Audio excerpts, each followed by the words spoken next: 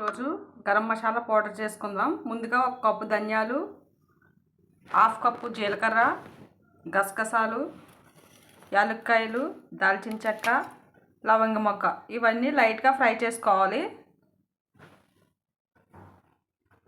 ఇప్పుడు ఫ్రై చేసుకుందాం. మూకుడు పెట్టాను. మూకుడు వేడెక్కింది. ఇప్పుడు ధనియాలు వేసుకుందాం. ముందుగా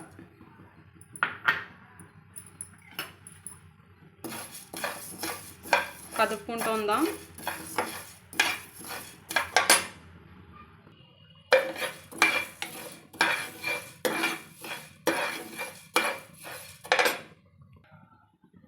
గసగసాలు కూడా వేసి కొంచెం ఫ్రై చేసుకుందాం. ధనియాలు సగం వేగాయి కదా, గసగసాలు ఎక్కువ వేగితే మాడిపోతాయి. 2 మినిట్స్ ఫ్రై చేసుకుని మనం ధనియాలు పక్కన తీసేసుకుందాం. ఒక ప్లేట్లోకి చల్లారనివ్వాలి. ఇవి కూడా వేసి ఒకసారి ఫ్రై చేసుకుందాం లైట్గా. ఇవి కూడా ఇలా ఫ్రై చేసుకోవాలి. ఇవి కూడా ఇలా ఫ్రై చేసుకున్న తర్వాత జీలకర్ర వేసుకుందాం.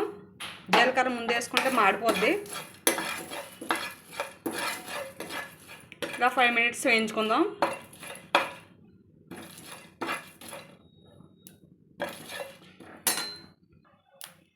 జీలకర్ర కూడా ఫ్రై అయింది. ఇంకా మనం స్టవ్ ఆఫ్ వేసుకుందాం. ఇలా ఫ్రై చేసుకుని గరం మసాలా పౌడర్ చేసుకోవడం వల్ల మంచి ఫ్లేవర్ వస్తుంది.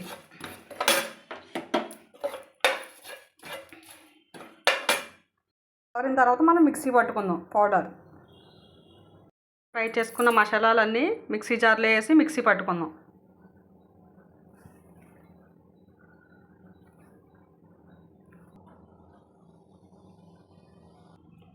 ఇలా మెత్తగా మనం పౌడర్ చేసుకున్నాం.